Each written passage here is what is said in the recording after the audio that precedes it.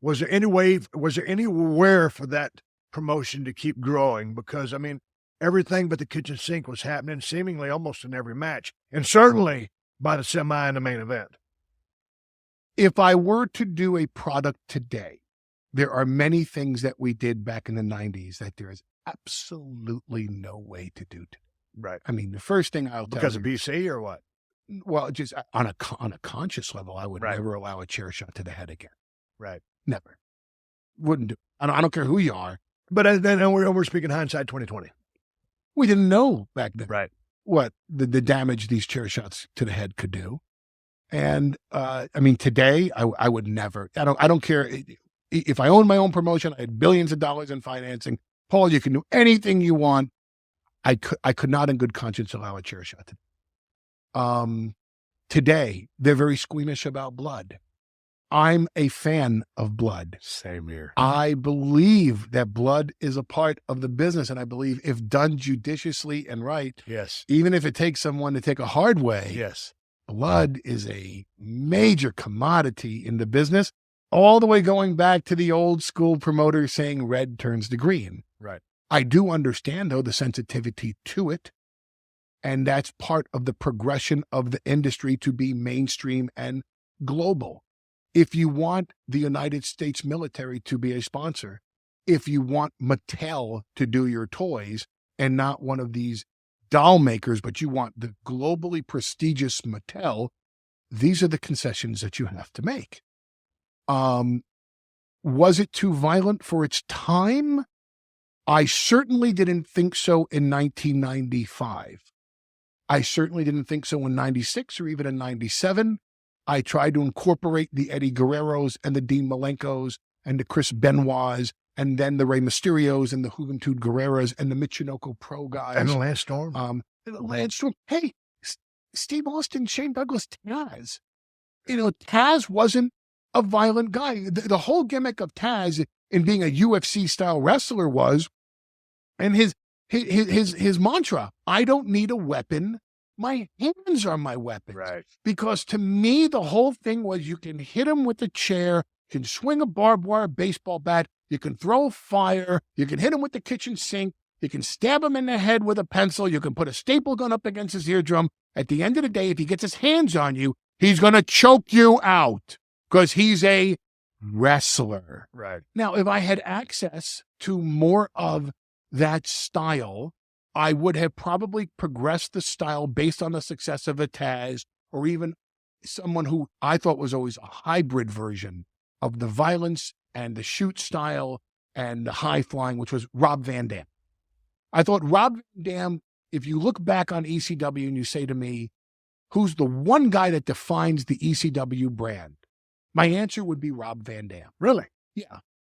Because, well, besides the fact he wasn't a great talker, but his talk in ECW resonated with the audience because it was him. He was a genuine character. He talked about being stoned because he was. Right.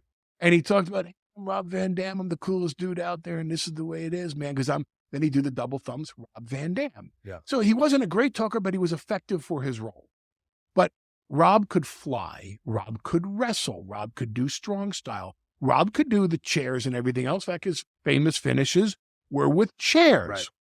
So I thought that he was the most hybrid style. He had evolved the style into something that was truly extreme, but not just bloodshed and mayhem. Yeah, it wasn't and violence chaos. for the sake of violence. You know, he was Correct. doing his, yeah. If I work. could find people that could work, you know, I think the Sandman always had his place, even if it's just an entrance. It was the interaction. And I think New Jack had his place too. What a phenomenal talent. Jerome, I mean, one of the most underrated talents in the history of ECW is New Jack. Because he's one of the most phenomenal communicators I've ever met. That man could get on that mic and make you hate him or love him in an instant. And on television, hey, Jack, man, sell this match. All right, man, I'll sell this match. No, he did it in his own way. He could sell and you know, and his matches served a purpose. You know, that was your bloodletting. So, you know, if I had a more well-rounded crew, To put it mildly. yeah, but still, it served its purpose. You know, by the time we got past 1999, the crew was so depleted. I had to rely on profanity and violence because that's the crew I had left. Because anybody else that had something to offer the more mainstream WWE or WCW was going to go for the millions of dollars, and I don't blame them for it. Now, you've always cut a good promo, seemingly forever. Was there ever a time in your life that you didn't have the gift for gab? Because the point I'm trying to make is, before some of those matches, before some of those pay-per-views, I mean, you fired up the crew. You cut about a 10 or 15-minute promo. It was y'all against the world. And those guys went out there and did anything and everything to further that cause. Had they bought into the system? I mean, well, obviously they did buy into the system, but I mean, talk to me about those promos, because I mean, you let those guys up and they would run through a wall.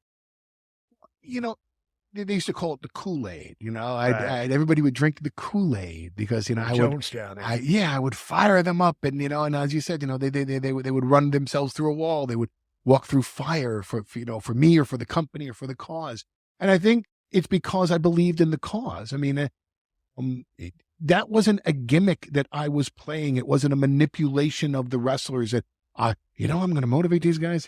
Here's what I'm going to do today. Yeah. I'm going to motivate my talent by saying, let's go and let's make this happen. Let's show these guys, the ones who didn't hire you, the WWE that didn't have a vision for you, the WCW that's paying other people $250,000 signing bonuses to jump, and they're not giving it to you guys. Let's go show them how stupid they are not to notice you as individuals. Yes, that's exactly what I shall do. I shall give them that persona and light up my locker room. First of all, I believed in my crew. There was nobody on that roster that I didn't truly believe in for the spot that they had. I truly believe the Sandman is one of the greatest characters we've ever stumbled upon. Do I think he's a great worker in the ring? Absolutely not. He's the drizzling and probably one of the worst workers of all time. But he was a money draw. Why?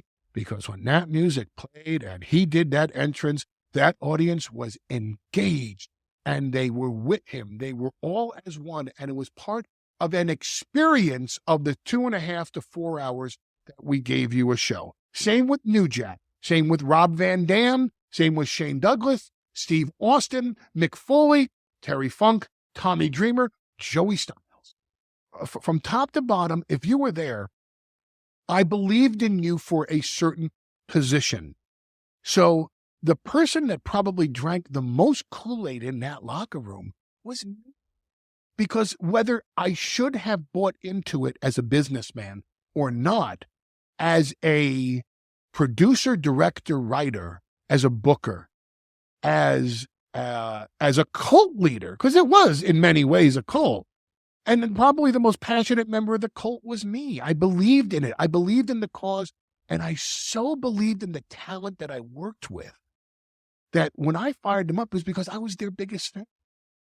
When you tried to, when you guys would take the show, because y'all produce this in your house, right? And well, in your basement. If you remember the cameraman Ron Buffone, yeah, Ron Buffone was partners with a guy named Charles Brazise, and Ron Buffone's parents had a house pretty close to mine in Westchester County, New York, and Ron had converted his basement into a studio and converted a side room into the post-production facility. Now, you know, the funniest thing is, even to this day, people always say, yeah, ECW was produced in a basement, and it was produced in somebody's mom's house. That's what I heard. Well, but here's the thing. Jay-Z and Beyonce. Mm-hmm. I mean, the first couple of hip-hop. Right. Jay-Z is a $400 million man. He owned part of the Barclays Center. He owned part of the Brooklyn Nets. He has his own clothing line. He has this, he has that. Where does he produce his music now? In his own home. He bought a $10 million home in Scarsdale, by the way, changed the basement into a studio. Where does Dr. Dre produce his music?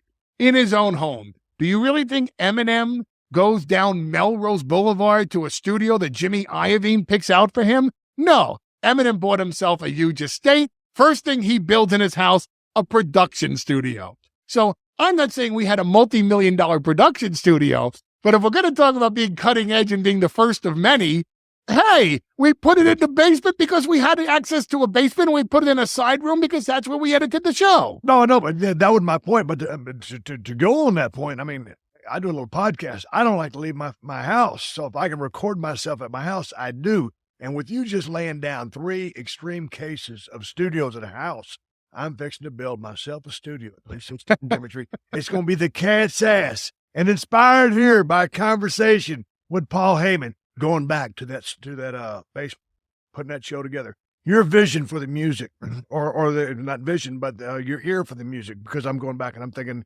like Thunder Kiss 65, I'm thinking Rob Zombie, the na, what was that song? Oh my God.